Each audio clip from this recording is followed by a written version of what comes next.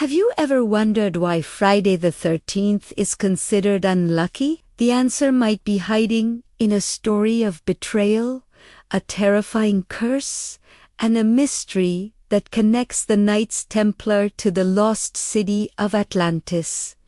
This isn't just a legend. It's a historical puzzle with scientific clues that point to a truth far stranger than fiction. It all begins in Paris, March 1314. Imagine the scene. Smoke fills the air as Jacques de Melly, the last Grand Master of the Knights Templar, is burned at the stake. He and his knights were accused of heresy by a greedy king, Philip IV of France, and a coerced Pope, Clement V, but de Melly wasn't begging for mercy. As the flames rose, his voice boomed across the silent crowd, casting a final, chilling curse. He summoned both King Philip and Pope Clement to face God's judgment within the year.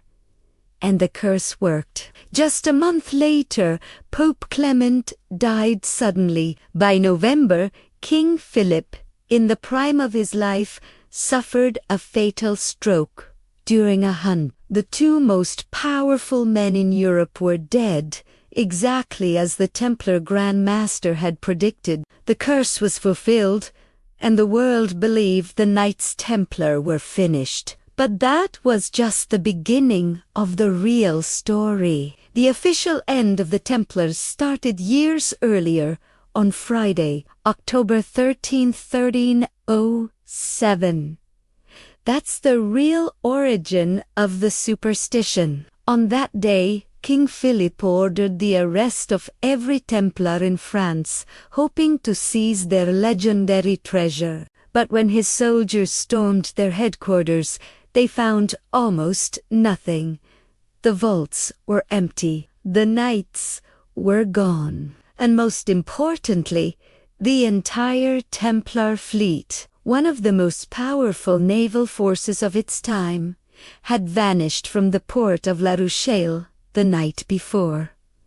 So, where did they go? And what was this treasure they were so desperate to protect? It wasn't just gold and silver. The Templars, during their time in the Holy Land, had excavated beneath the ruins of Solomon's temple. Legends say they discovered something incredible: sacred artifacts, ancient technologies, and forbidden knowledge from a civilization that existed long before recorded history. A civilization we know by the name of Atlantis. The sacrifice of Jacques de Melly and the 100 knights who stayed behind was a brilliant act of misdirection. While the king and the pope were busy with their sham trials and tortures, the rest of the order sailed away into the unknown, carrying with them the secrets of a lost world. They weren't destroyed.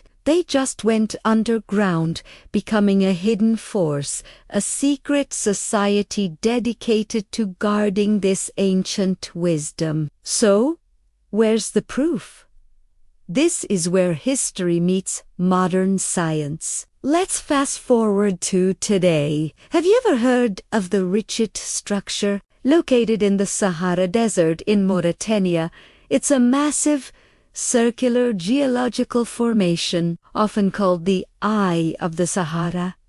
For years, scientists thought it was a meteor impact crater, but there's no evidence of impact. It's a natural formation, a geological dome that has eroded over time. But here's where it gets mine. Let's look at the description of Atlantis given by the ancient Greek philosopher Plato. He described the capital city of Atlantis as a series of concentric rings, 3 of water and 2 of land, with a central island in the middle. He gave precise measurements for these rings.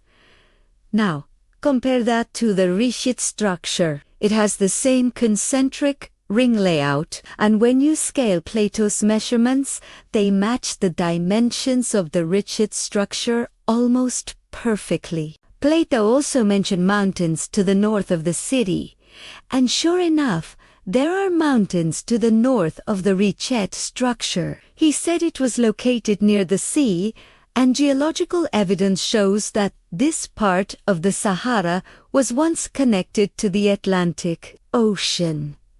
The coincidences are just too numerous to ignore. Many researchers now believe the Richat Structure isn't just a geological anomaly, it's the physical location of the capital of Atlantis.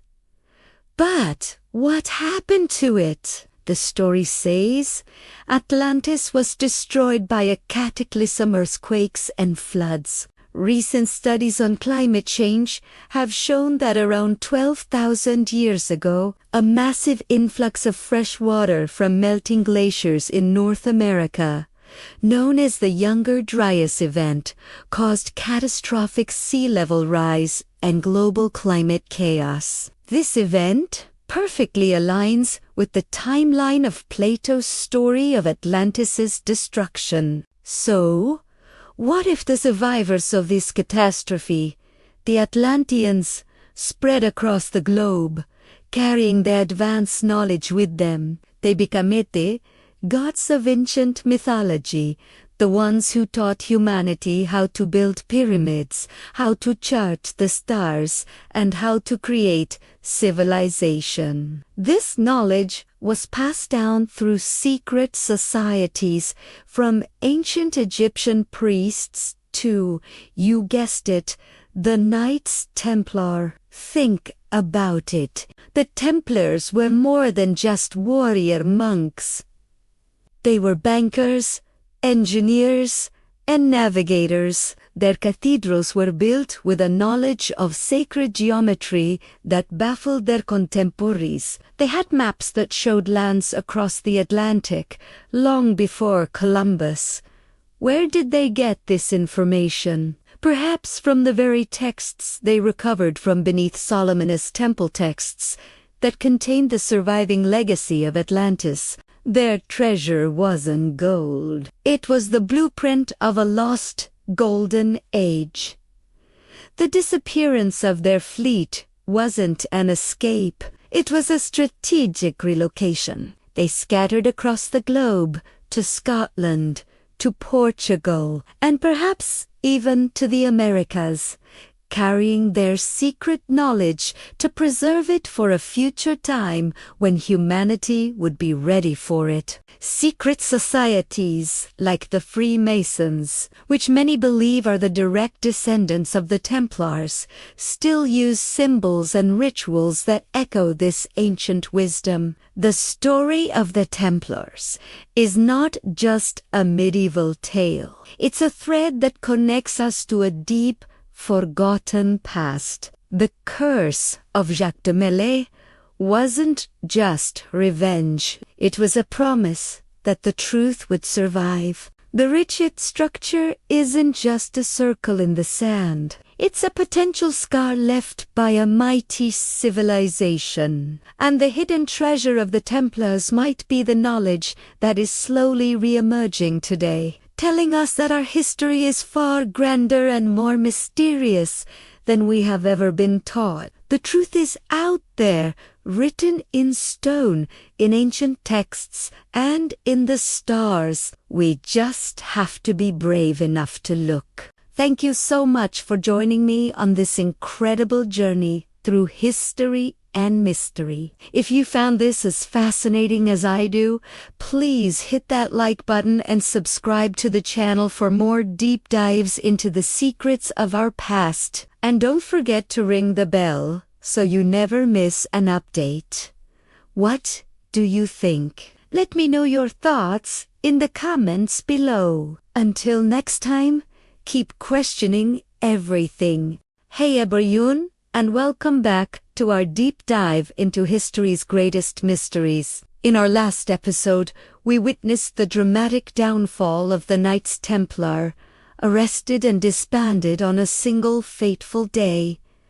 But did they truly disappear? The answer is a resounding No, an organization with that much power, wealth, and secret knowledge doesn't just vanish with the stroke of a king's pen. It evolves. It goes into the shadows. Think about it. The Templars weren't just warriors. They were bankers, builders, and sailors. You can't just erase that kind of influence. To survive, the remnants of the order fragmented, going underground and adopting new names, creating alias groups to operate in secret. And the evidence of their survival isn't hidden in some dusty, forgotten tome. It's carved into the very stone of Europe and woven into the fabric of its history. Let's start in Scotland, which became a safe haven for many fugitive knights. Here, the Templars didn't just hide, they integrated. Many historians believe they transformed their secretive brotherhood, finding a new home within the guilds of stonemasons. This is thought to be the origin of modern Freemasonry. The rituals, the symbols, the obsession with sacred geometry and the art of building. It all echoes the Templars' own fixation on the legendary Temple of Solomon. They simply swapped their white mantles for stonemasons' aprons, preserving their ancient wisdom in plain sight. Meanwhile, in Portugal, the Templars pulled off a masterstroke of rebranding. Instead of going underground, they went legit. With a papal blessing and the king's approval, the Knights Templar in Portugal were officially renamed the Order of Christ. They kept their castles, their vast wealth, their formidable fleets, and even their iconic red cross. Just slightly modified. They were the same organization operating under a new, royally sanctioned name. They didn't just survive, they thrived, playing a pivotal role in Portugal's age of discovery. And speaking of fleets, let us talk about a symbol that strikes fear into the heart of anyone who loves a good pirate story, the Jolly Roger. That iconic skull and crossbones flag wasn't invented by Blackbeard or Calico Jack. Its origins are much older and far more respectable. The Templar Navy, one of the most powerful maritime forces of its time, flew this very symbol on their map. It was a banner of intimidation, a warning to their enemies that they were facing an elite, unyielding force. The same ships that mysteriously vanished from the port of La Rochelle on the night before the arrests likely carried this very flag into their new, clandestine future. But the most mind-blowing proof of Templar survival isn't found in a castle or on a flag. It's located in the quiet, rolling hills of Scotland, inside a small, unassuming-looking church, Roslin Chapel, built in 1446 by William Sinclair. This place isn't just a chapel. It's a stone encyclopedia of Templar secrets. Every single surface, from the ceiling to the pillars, is covered in intricate carvings that blend Christian and pagan symbolism in a way that would have been incredibly dangerous at the time. And the builder himself, William Sinclair, didn't hide his allegiance. His own tombstone within the chapel is engraved with a clear depiction of a Knight Templar. It's a blatant declaration, a legacy set in stone. But that's not even the most shocking part. Remember, this chapel was completed nearly 50 years before. Christopher Columbus famously sailed the ocean blue in 1492. So, how do we explain what's carved into its walls? Among the hundreds of intricate sculptures, there are clear, undeniable depictions of plants that simply did not exist in 15th century Europe, there are carvings of maize or corn and detailed images of the trillium flower. Both of these plants are native exclusively to North America. Let that sink in. How could the builders of a Scottish chapel know what North American plants looked like decades before Columbus's discovery? The only logical conclusion, a conclusion encoded by the Templars themselves in stone, is that they had already been there. The story goes that William Sinclair's own grandfather, Sir Henry Sinclair, who was also a high-ranking Templar, led an expedition to the New World nearly a century before Columbus. It seems the Templars didn't just possess spiritual secrets, they had geographical ones, too. They had maps and knowledge far beyond their time, and they reached America long before the history books tell us. So, the Templars didn't just fade away. They hid behind new names, camouflaged themselves as Freemasons and Knights of Christ, and sailed to new worlds under their fearsome flag. And when the time was right, they brought their secrets back into the light, not in a book that could be burned, but carved forever into the walls of a Scottish chapel, waiting for those with eyes to see. Their history wasn't erased. It was just hidden in plain sight. What do you think? Is Rosslyn Chapel the ultimate proof of a Templar conspiracy? Let me know your theories in the comments below. Thanks so much for watching, and if you enjoyed this journey into the unknown, don't forget to like, subscribe, and hit that notification bell so you don't miss what we uncover next. See you in the next video. Hello, seekers of truth, and welcome back to our channel. Today, we're venturing into a chapter of history that has been deliberately obscured. A story written, not in books, but in stone. We're talking about the Knights Templar in the Americas. Last time, we discussed how the Templars possessed secret knowledge of distant lands. This wasn't just a theory. It explains what happened next on the world stage. Take Christopher Columbus, for instance. He had well-documented ties to the disguised Templars, who by then were operating as the Order of Christ in Portugal. It's no coincidence that his 3 ships, the Nina, the Pinta, and the Santa Maria, proudly displayed the Templar cross on their sails. Why? Columbus knew what he was doing. He was following a pre-existing map, confident that the native peoples would recognize this symbol and grant him a peaceful reception. He wasn't discovering a new world. He was visiting a known one, but the evidence of an earlier European presence goes far beyond Columbus's voyage or the plant carvings we saw in Scotland. Let's travel to Minnesota, back in 1898.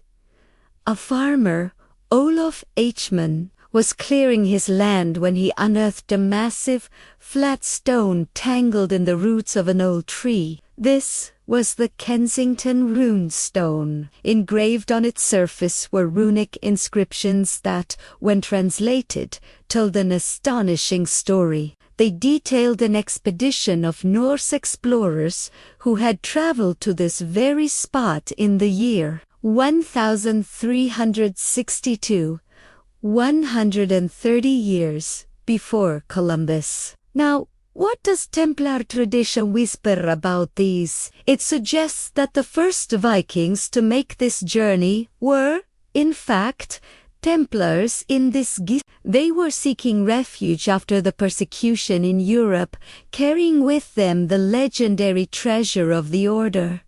This is why the treasure was never found in the Old World. A search party had already set sail for the vast, unexplored American coast. Their knowledge was hidden, not lost, waiting to be rediscovered by an invisible empire that, some say, still operates in the shadows today. The trail of clues doesn't stop in Minnesota. If we move eastward, along the Atlantic coast, we arrive in the small state of Rhode Island. In 1939, another inscribed stone slab was discovered on its rocky shores. This one also covered in ancient Viking runes, another silent whisper from a lost past.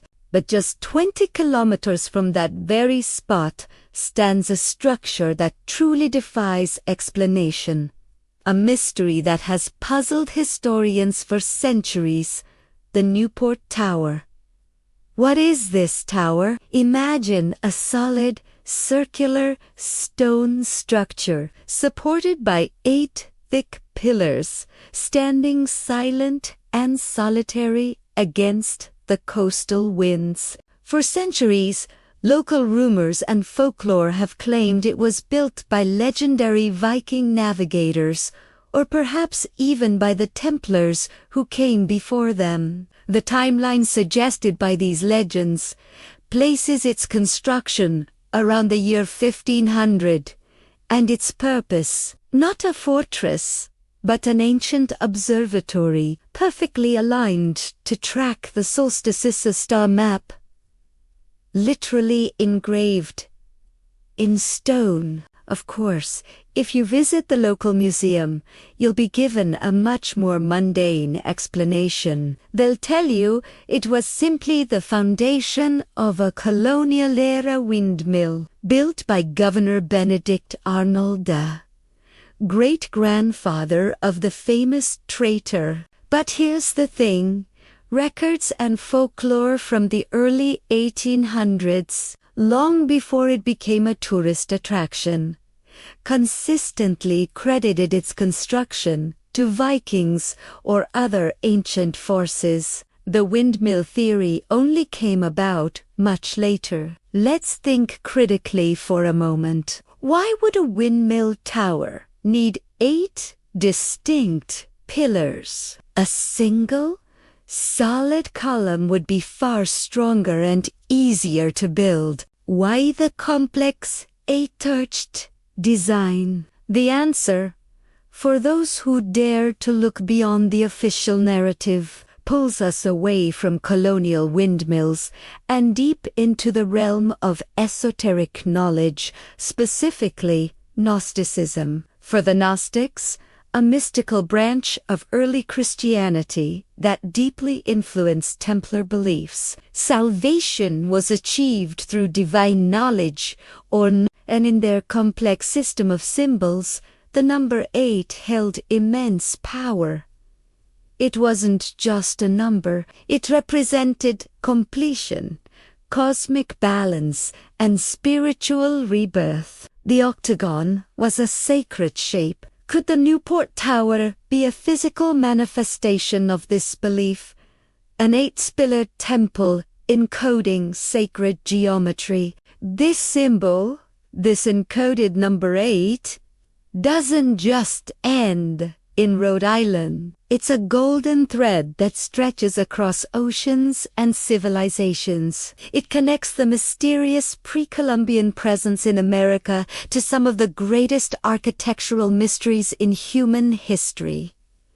The Templars weren't just warriors, they were builders, astronomers, and keepers of ancient wisdom, and they left their mark for those with eyes to see. This story is bigger than just one tower or one rune stone. It's about a hidden history, a legacy of knowledge that challenges everything we've been taught. It suggests that the age of exploration was not the beginning, but a continuation of a much older, secret story. Thank you so much for joining me on this incredible journey today. If these hidden histories fascinate you as much as they do me, make sure you hit that subscribe button and ring the bell so you do not miss our next episode. We have so much more to uncover together. Until next time, keep questioning everything.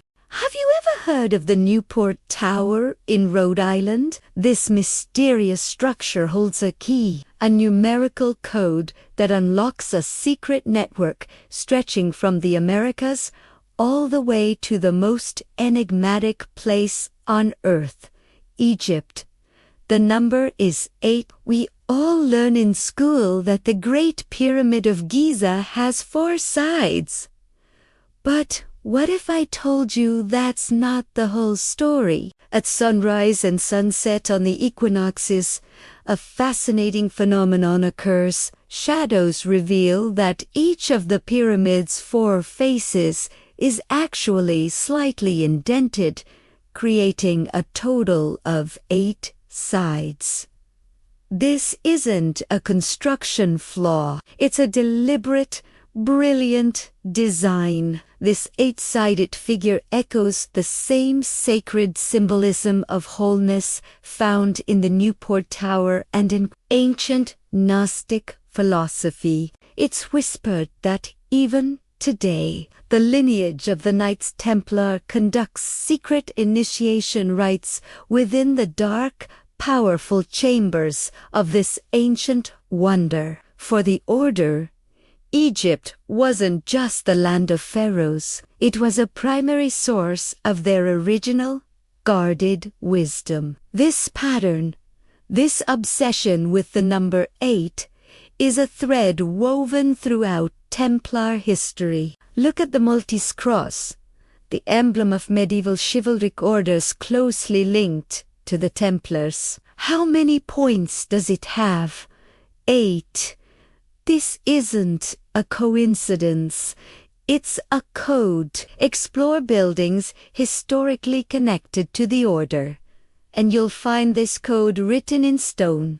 The famous Temple Church in London, the Templars' English headquarters, is renowned for its circular nave, but its chancel is built on an octagonal plan. Ely Cathedra in England features a stunning octagonal lantern tower, a marvel of medieval engineering, believed to have Templar influence. These architectural choices aren't just for aesthetics, they are markers, fragments of a much larger puzzle, silently communicating the order's presence and philosophy through the centuries. And you simply go in discuss the Templars without talking about their most famous spiritual successors, the Freemasons. The connection between these two brotherhoods is undeniable, almost seamless. Countless rituals,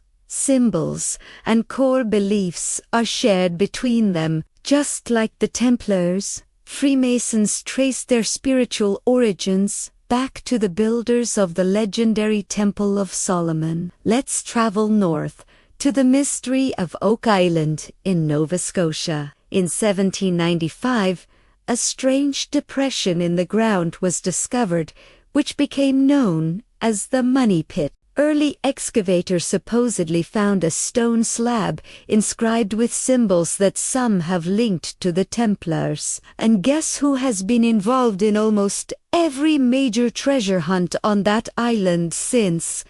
The Freemasons. The landscape of Oak Island is dotted with Masonic and Templar crosses, a testament to the deep, enduring bond between these fraternities. To this day, they consider each other brothers, united by a shared esoteric heritage. This secret network of knowledge doesn't stop with the Freemasons. It extends to other esoteric orders like the Rosicrucians, emphasize the symbolism of the rose and the cross, two icons absolutely central to Templar iconography. What we're seeing is not a series of isolated groups, but a vast, interconnected web of secret societies. They are all linked by common codes, shared origins, and most importantly, a belief in a higher purpose. This brings us to the ultimate question. Why? Why did the Knights Templar go to such extraordinary lengths? Why invest so much time, wealth, and danger into concealing their legacy in cryptic symbols, architectural marvels, and secret alliances? The answer is as profound as it is simple. What they were protecting was never just about gold or treasure. It was about knowledge, a form of knowledge so powerful, so transformative, that if it were ever fully revealed, it would change our understanding of history, spirituality, and the world as we know it forever. What do you think this secret knowledge could be? Let me know your theories in the comments below. And if you've enjoyed this journey into the world of hidden history, make sure to like this video, subscribe to the channel, and hit that notification bell so you don't miss our next chapter. Thanks for watching. Why would a powerful order like the Knights Templar go to such incredible lengths, spending centuries and fortunes just to hide their legacy? What treasure could possibly be worth 700 years of secrecy and sacrifice? The answer isn't about gold, jewels, or earthly power. It's about a purpose far greater, a mission that could reshape our world. The Templars believed the ancient knowledge and artifacts they guarded were the keys to a better future for all humanity. This wasn't something they could just hand over. The wisdom they unearthed from beneath Solomon's temple, secrets carried back from forgotten civilizations, would have shattered the foundations of 14th century society. It was too advanced, too revolutionary for an age of absolute monarchs and a rigid church. So they waited. They preserved their secrets, not to keep them hidden forever, but for the right moment, a time when humanity would be ready for a great revelation. And according to them, that time is now. Today, that mission is carried forward by figures like Timothy Hogan, the Grand Master of a modern Templar order. His stated goal is clear: to prepare the world for the unveiling of these ancient secrets. Hogan asserts that this knowledge holds the power to completely transform our society, to elevate us to a new level of existence. So, the billion-dollar question is, where is it all? Where are these world-changing artifacts? According to Hogan, they're secured in secret vaults scattered across the globe. He even claims that 7 of these vaults are right here in the United States. He insists the world is on the cusp of being ready for what is inside them. But this won't be some chaotic data dump. The release, he says, will be meticulously managed. The goal is to prevent any single government, corporation, or religious group from seizing control of this information. It's meant for everyone, to ensure that all of humanity benefits. This, they argue, has been the true, unwavering mission of the Templars from the very beginning.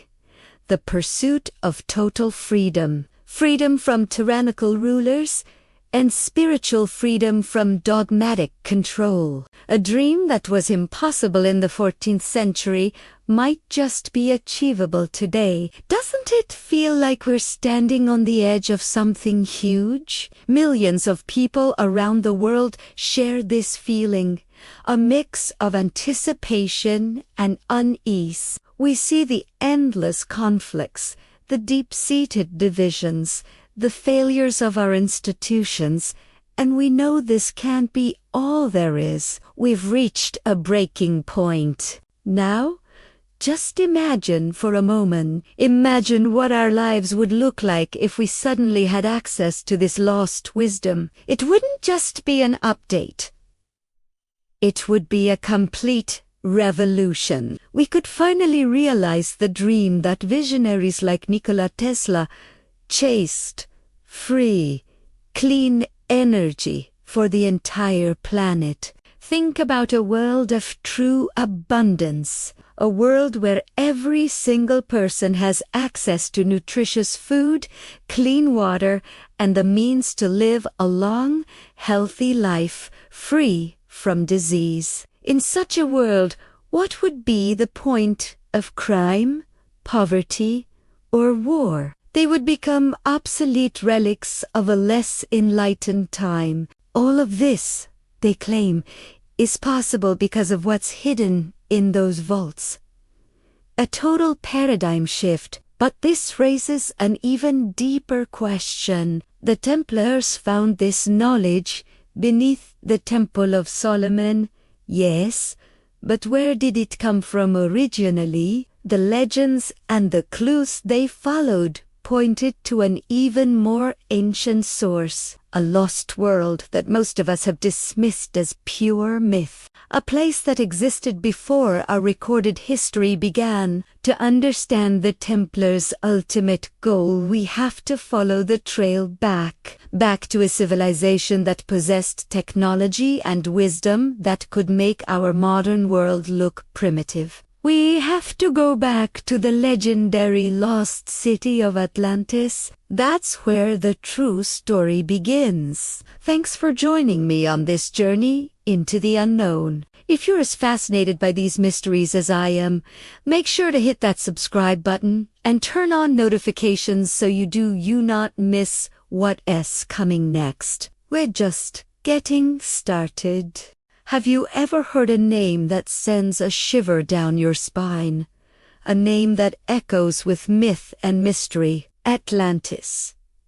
It's more than just a word. It's an image of a magnificent lost civilization, a grand city swallowed by the sea, a timeless warning about pride and power. For thousands of years, this story, handed down to us by the philosopher Plato, has been labeled a myth, a simple fable to teach a lesson. But what if a myth is just a history we no longer remember? What if the evidence for this lost city isn't buried under the ocean, but hidden in plain sight beneath an endless sea of sand? In recent years, a strange and almost unbelievable geological feature has captivated the world. Deep within the remote, vast expanse of the Western Sahara Desert in Mauritania lies a place known as the Richat Structure, or, as it's more poetically called, the Eye of the Sahara. This formation is unlike anything else on our planet. For decades, it has puzzled scientists, a genuine geological enigma. It's too vast, too perfectly circular, and so remote it's almost been erased from history. For most people, even the most curious, it remains completely unknown. But its obscurity isn't the most shocking part. What's truly astonishing is how this structure aligns with breathtaking precision to Plato's description of the lost capital of Atlantis. Think about it. Plato described a city built in concentric rings, specifically 3 rings of water and 2 rings of land. The Eye of the Sahara, with its perfectly eroded rings, has exactly 3 lower troughs and 2 raised ridges. It's a mirror image. Plato also mentioned that the capital city had an opening to the sea on its southern side. And wouldn't you know it, the Richat Structure has a clear opening on its southern flank. He said the city was built using stones of 3 distinct colors: black, white, and red. The geological makeup of the Richat Structure is composed of rock types that are, you guessed it, precisely black, white, and red. But the parallels don't stop there.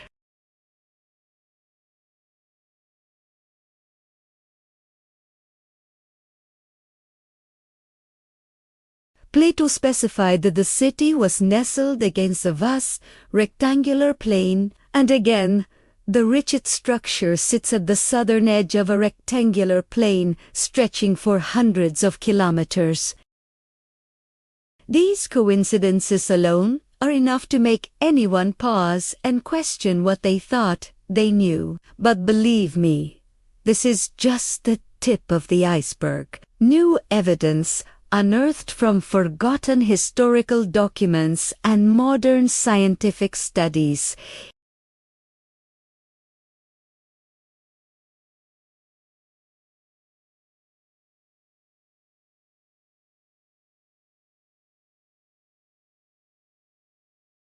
is painting an even more incredible picture, one that suggests this might just be the most sought-after location in all of human history. To truly understand this, we must first look to the past, to the ancient maps that modern science seems to have forgotten.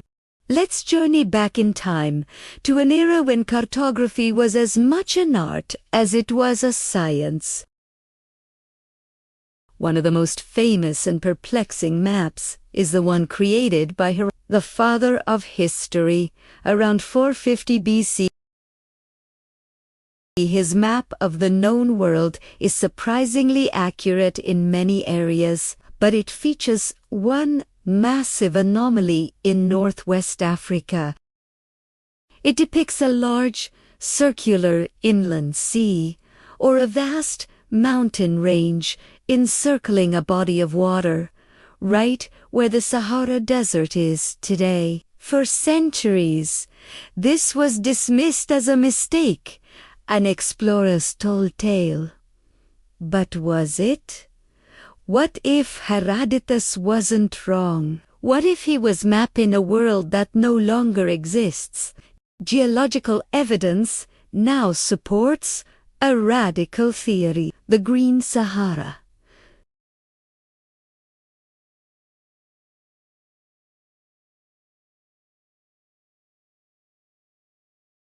Scientists have discovered that as recently as 6,000 years ago, the Sahara was not a barren desert but a lush, vibrant landscape of grasslands, rivers, and enormous lakes.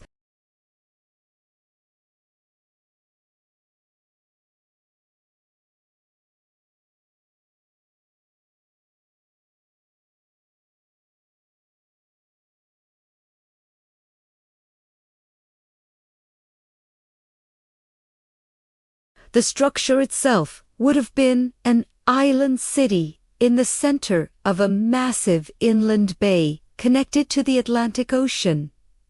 Now, let's consider the dimensions. Plato gave very specific measurements for Atlantis. He stated the central island was 5 stadia in diameter, and the entire capital city was 127 stadia across. For a long time, we struggled with this because the exact length of a stadion is debated, but using the most commonly accepted Greek stadia, the numbers are a near-perfect match for the Richat structure. The central island of the Eye of the Sahara measures approximately 1 kilometer in diameter, which is about 5 The entire structure is around 23.5 kilometers across, which is almost exactly 127 stadia. The odds of this being a coincidence are astronomical. It's like finding a key that perfectly fits a lock you never knew existed. But how could a civilization this advanced simply vanish? Plato gives us the answer. It was destroyed in a single day and night of misfortune by violent earthquakes and floods. This sounds dramatic, even mythical. But once again, modern science might hold the key. we are now aware of mega tsunamis and cataclysmic climate shifts that have occurred in Earth's history.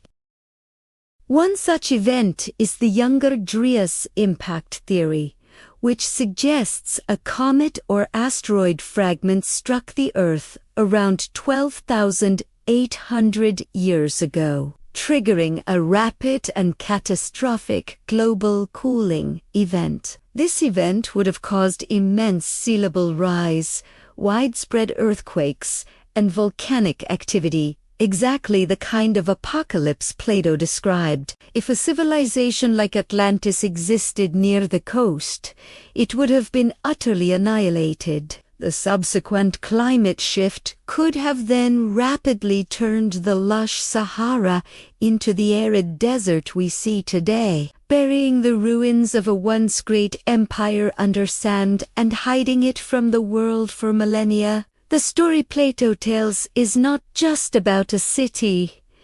It's about its people. He describes them as a noble and powerful race, descended from Poseidon, the god of the sea. They were master engineers, seafarers, and builders. They possessed wealth beyond imagination, with mountains that held every type of metal, including a mysterious one he called orichalcum, which was said to shine like fire. While we haven't found orichalcum, the region around Mauritania is incredibly rich in mineral resources, including copper, gold, and iron.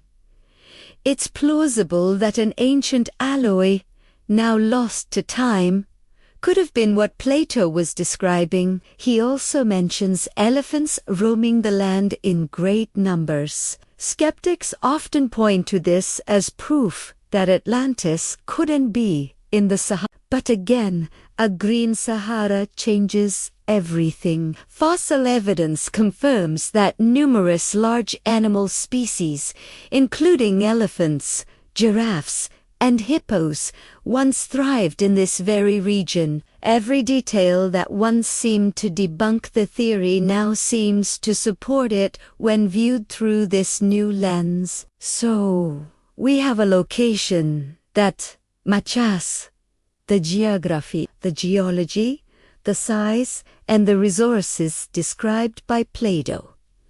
We have a plausible mechanism for its destruction and a reason for its disappearance from history. Is this definitive proof? No. Science requires a smoking gun, an inscription, a tool, an undeniable artifact. And so far, no official archaeological digs have been permitted within the Richat Structure, as it's a protected natural site. But the circumstantial evidence is piling up to an overwhelming degree. It forces us to ask a profound question. Are we on the verge of rewriting human history? The story of Atlantis has always been a tale of caution, a reminder that even the greatest civilizations can fall. But perhaps it's also a story of discovery. A challenge for us to look at our world with fresh eyes, to question what we've been told, and to understand that sometimes the greatest truths are hidden right in front of us, waiting for the right moment to be revealed. The eye of the Sahara is staring back at us from the desert, a silent witness to a lost chapter of our collective story. The question is, no longer did Atlantis exist, but have we finally found it? The mystery continues, and the search for answers is more exciting than ever. Thank you so much for joining me on this incredible journey into the past. What do you think? Is the Richat Structure the real Atlantis?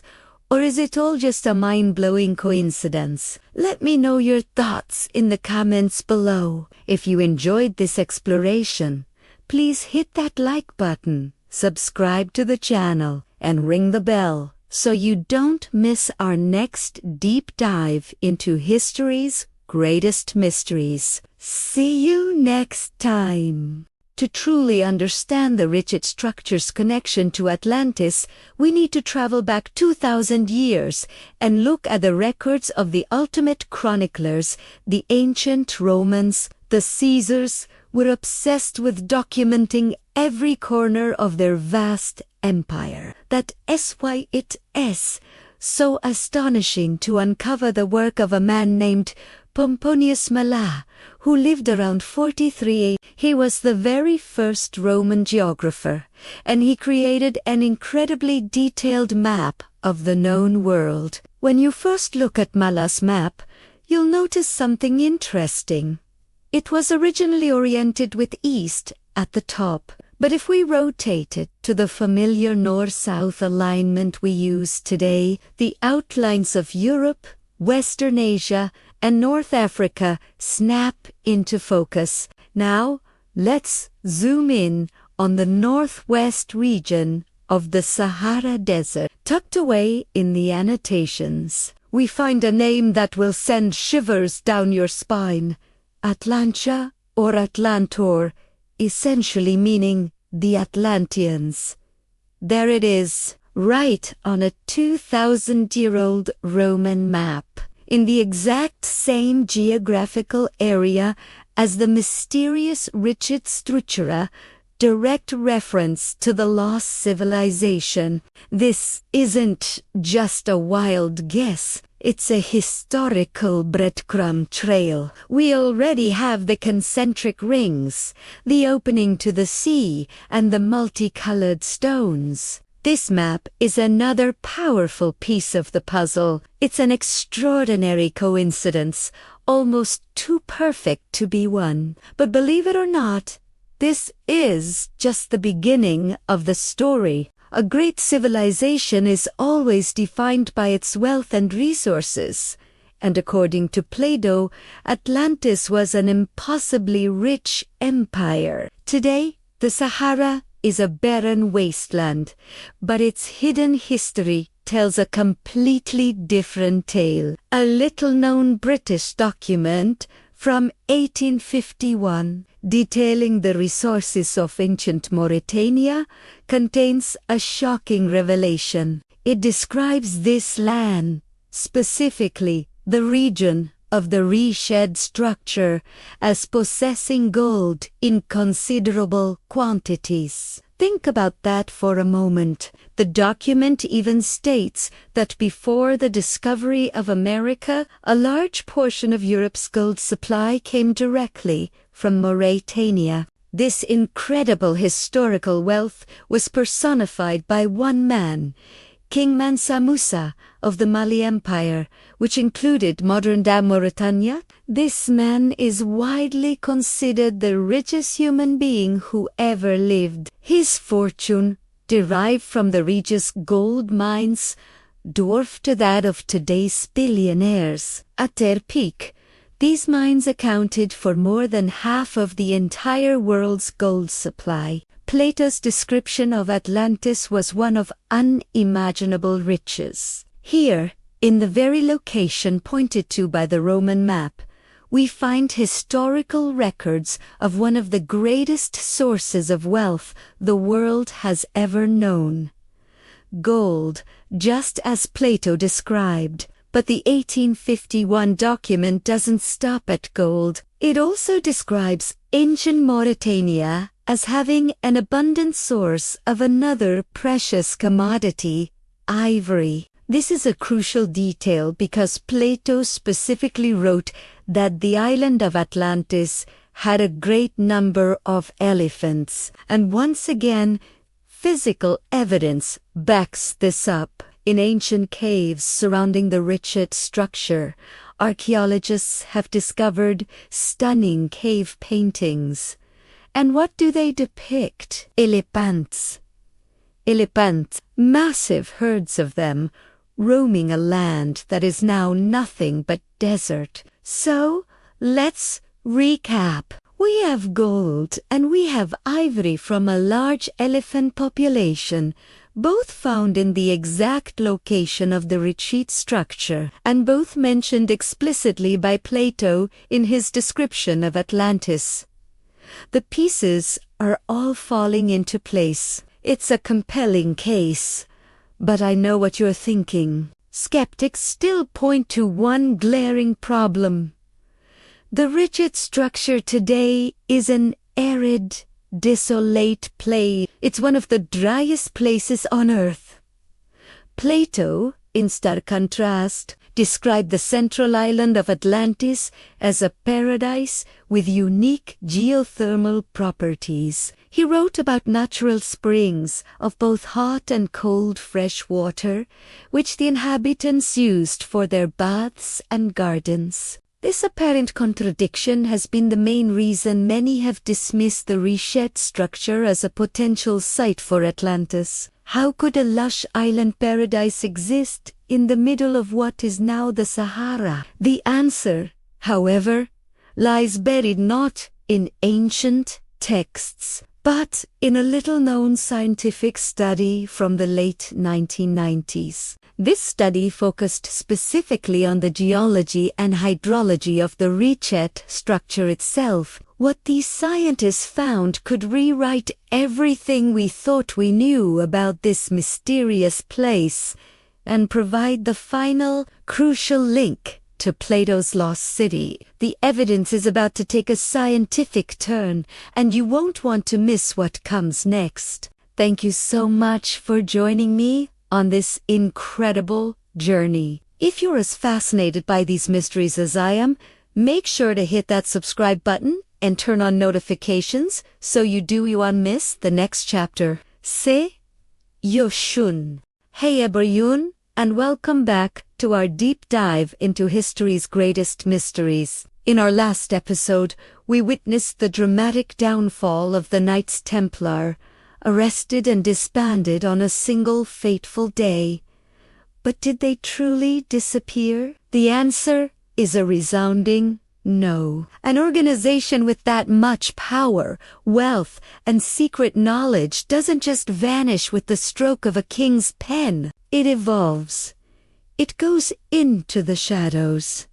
Think about it. The Templars weren't just warriors. They were bankers, builders, and sailors. You can't just erase that kind of influence. To survive, the remnants of the order fragmented, going underground and adopting new names, creating alias groups to operate in secret. And the evidence of their survival isn't hidden in some dusty, forgotten tome. It's carved into the very stone of Europe and woven into the fabric of its history. Let's start in Scotland, which became a safe haven for many fugitive knights. Here, the Templars didn't just hide, they integrated. Many historians believe they transformed their secretive brotherhood, finding a new home within the guilds of stonemasons. This is thought to be the origin of modern Freemasonry. The rituals, the symbols, the obsession with sacred geometry and the art of building. It all echoes the Templars' own fixation on the legendary Temple of Solomon. They simply swapped their white mantles for stonemasons' aprons, preserving their ancient wisdom in plain sight. Meanwhile, in Portugal, the Templars pulled off a masterstroke of rebranding. Instead of going underground, they went legit. With a papal blessing and the king's approval, the Knights Templar in Portugal were officially renamed the Order of Christ. They kept their castles, their vast wealth, their formidable fleets, and even their iconic red cross. Just slightly modified. They were the same organization operating under a new, royally sanctioned name. They didn't just survive, they thrived, playing a pivotal role in Portugal's age of discovery. And speaking of fleets, let us talk about a symbol that strikes fear into the heart of anyone who loves a good pirate story, the Jolly Roger. That iconic skull and crossbones flag wasn't invented by Blackbeard or Calico Jack. Its origins are much older and far more respectable. The Templar Navy, one of the most powerful maritime forces of its time, flew this very symbol on their map. It was a banner of intimidation, a warning to their enemies that they were facing an elite, unyielding force. The same ships that mysteriously vanished from the port of La Rochelle on the night before the arrests likely carried this very flag into their new clandestine future. But the most mind-blowing proof of Templar survival isn't found in a castle or on a flag. It's located in the quiet, rolling hills of Scotland, inside a small, unassuming-looking church, Roslin Chapel, built in 1446 by William Sinclair. This place isn't just a chapel. It's a stone encyclopedia of Templar secrets. Every single surface, from the ceiling to the pillars, is covered in intricate carvings that blend Christian and pagan symbolism in a way that would have been incredibly dangerous at the time, and the builder himself, William Sinclair, didn't hide his allegiance. His own tombstone within the chapel is engraved with a clear depiction of a Knight Templar. It's a blatant declaration, a legacy set in stone. But that's not even the most shocking part. Remember, this chapel was completed nearly 50 years before. Christopher Columbus famously sailed the ocean blue in 1492. So, how do we explain what's carved into its walls? Among the hundreds of intricate sculptures, there are clear, undeniable depictions of plants that simply did not exist in 15th century Europe. There are carvings of maize or corn and detailed images of the trillium flower. Both of these plants are native exclusively to North America. Let that sink in. How could the builders of a Scottish chapel know what North American plants looked like decades before Columbus's discovery? The only logical conclusion, a conclusion encoded by the Templars themselves in stone, is that they had already been there. The story goes that William Sinclair's own grandfather, Sir Henry Sinclair, who was also a high-ranking Templar,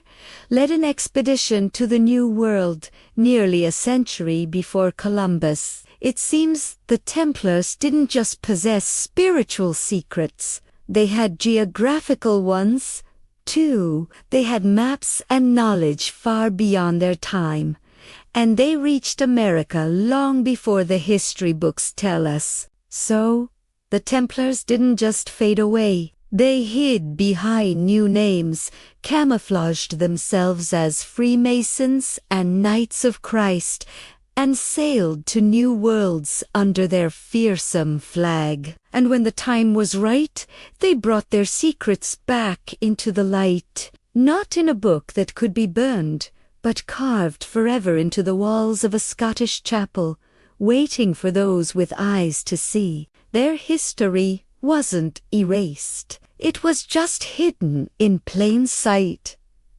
What do you think? Is Roslin Chapel the ultimate proof of a Templar conspiracy? Let me know your theories in the comments below. Thanks so much for watching, and if you enjoyed this journey into the unknown, don't forget to like, subscribe, and hit that notification bell so you don't miss what we uncover next. See you in the next video.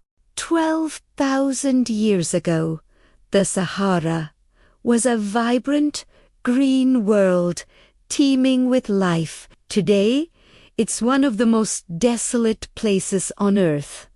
What could possibly cause such a catastrophic transformation? The evidence isn't buried in some obscure text. It's etched into the very surface of our planet, so vast and so clear that you can see it from space. When you look at satellite images of the Sahara, you don't just see sand. You see scars.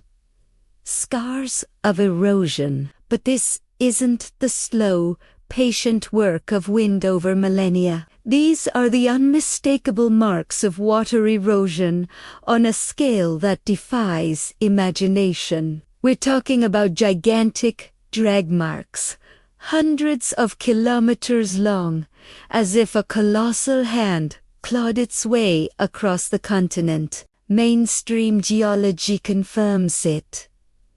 This wasn't wind. This was the work of an unimaginable volume of water moving with unstoppable, world-altering force. And the clearest sign of this cataclysm lies right at the heart of our investigation.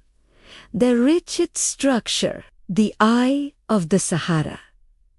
These massive water drag marks tear directly through it, flowing from the northeast down to the southwest, heading straight for the Atlantic Ocean. It's as if a monstrous wave, a wall of water, surged over North Africa. It followed the path of least resistance, and the Richat Structure, our candidate for Atlantis, was standing directly in its way. But if a flood of this magnitude swept across the land, a simple question arises. Where did all that water go? And more importantly, what did it carry with it? The answer, it turns in, isn't on the land. It's beneath the waves. There's a little-known but incredibly compelling scientific study that discovered something astonishing on the ocean floor, right off the coast of Mauritania. It's called the Mauritanian Slide. And this wasn't some minor underwater event. It is one of the single largest sediment movements ever identified on our planet. And here's the kicker. Scientists have dated this slide. They've pinpointed its occurrence to about 11,000 years ago. Once again, right in the window for the destruction of Atlantis. So, what could have caused it? The study itself suggests a powerful tsunami. Look at the shape of the landslide. The debris fans out widest in the east near the coast and narrowing as it pushes west into the deep ocean. This is the signature of a colossal force originating from the land, shoving an unbelievable mass of sediment out into the sea. And when I say massive, the scale is almost impossible to grasp. The debris field, the remains of this event, stretches for 300 kilometers. Let's connect the dots. Plato told us that Atlantis was destroyed in a single terrible day and night by earthquakes and floods, and then vanished into the sea. If the Richat Structure was indeed its capital city, imagine a horrifying coastal and inland tsunami, a torrent of water and mud sweeping it all away. It would have pushed the remnants of the city, the civilization, and billions of tons of earth and rock into the Atlantic, creating this exact 300-kilometer debris field. This means the true ruins of Atlantis might not be waiting in the open desert. They could be buried under thousands of meters of sediment deep beneath the ocean. What kind of event could possibly cause such a cataclysm? We have even more evidence that the ocean invaded the Sahara far more recently than mainstream science would have you believe. Let's follow the path of this watery destruction eastward, back onto the continent. There we find Imikusi, the largest volcano in the entire Sahara, a giant towering over 3,400 meters high. Its location is crucial. It sits directly in the path of that same cataclysmic water flow we identified earlier. the last known lava flow on the volcano's southern side, has been dated. It happened around 12,000 years ago. Now, look closely at the satellite imagery. You can see where the water flow, those same drag marks, has eroded and completely erased parts of that 12,000-year-old lava. The implication is profound and undeniable. If the water erased a lava flow that is 12,000 years old, then the flood itself must have happened asterisk after asterisk 12,000 years ago. This isn't speculation, it's a geological timeline written in stone and water. This is powerful evidence that a massive flood, an ocean incursion, swept across the Sahara precisely in our target time frame, the period Plato gave for the end of Atlantis. So we have the structure, we have the historical account, and now we have clear geological evidence of a cataclysmic flood at the exact right time, in the exact right place. A flood powerful enough to wipe a civilization off the map and bury it beneath the sea. But what was the trigger? What unleashed this global catastrophe? In our next chapter, we'll explore the shocking event that may have set all of this in motion. Thank you so much for joining me on this journey. If you're as fascinated by this mystery as I am, please hit that like button. And don't forget to subscribe and turn on notifications so you won't miss what is coming next. See you in the next video. The story gets even stranger, defying all rational explanation at the peak of the Imikusi volcano. Inside its crater, at over 3,400 meters high, there's a distinct white patch. It's not snow, it's salt, the remains of an ancient lake, a saltwater lake, on top of a 3,400-meter high volcano in the middle of the desert. But here's the detail that breaks all logic. Hidden within these ancient salt deposits, scientists found tiny aquatic life, specifically gastropods, annels, and slugs. Let's just stop and think about that for a second. How did aquatic life forms get to the top of a 3,400-meter volcano in the Sahara Desert? They didn't climb. The only explanation is that they were carried there by a cataclysmic event, a colossal wall of water, a deluge that submerged the continent high enough to fill the crater before receding, leaving behind a world changed forever. This brings us right back to the Richat Structure. The Eye of the Sahara and the entire region of Mauritania have long been famous for their massive salt reserves. Looking at the area, the highest salt concentrations are found in the lowest elevation areas.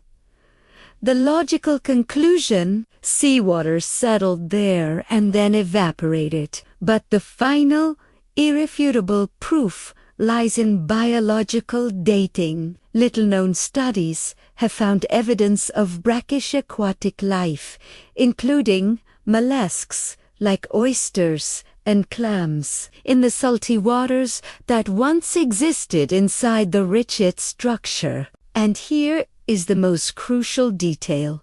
These samples date from 15,000 to 7,700 years ago. This period aligns perfectly with the date Plato gave for the destruction of Atlantis, around 11,600 years ago. This proves that the Richat Structure was flooded with seawater at the precise time of the Atlantean cataclysm. To truly grasp the depth of this mystery, we must go back to the origin of the legend itself. The story of Atlantis began in ancient Egypt. It was the Egyptians who claimed to be colonists, the last survivors of a great civilization wiped out by a flood. This combined with the strange visual similarity between the Egyptian Eye of Horus and the Eye of the Sahara seen from space, cannot be a simple coincidence. Atlantis wasn't in the middle of the ocean. It was in a region that, at the time, was the Green Sahara, tropical paradise, connected by a vast network of rivers. This was a logical location for an empire built on trade and navigation. The Richat Structure is the only place on Earth that matches Plato's description of concentric rings and over a dozen other geographical and historical features. The Knights Templar, by hiding the relics of Atlantis beneath the Temple of Solomon, weren't just protecting gold. They were safeguarding the technology and wisdom of a lost civilization, one that mainstream history refuses to acknowledge. And now, with Grandmaster Timothy Hogan stating that the world is almost ready for this revelation, the knowledge that led to free energy, global health, and a world of abundance Thanalesh carried away by that banished fleet is on the verge of being reincarnated. The Eye of the Sahara is not just a geological mystery, it is a memorial to a lost world. And the knowledge it holds, protected for centuries by the Templars, will soon become our reality. What will you do with this truth? Thank you for joining us on this incredible journey. If this series has opened your mind to new possibilities, don't forget to like, share, and subscribe for more deep dives into the mysteries of our past. Until next time, keep questioning everything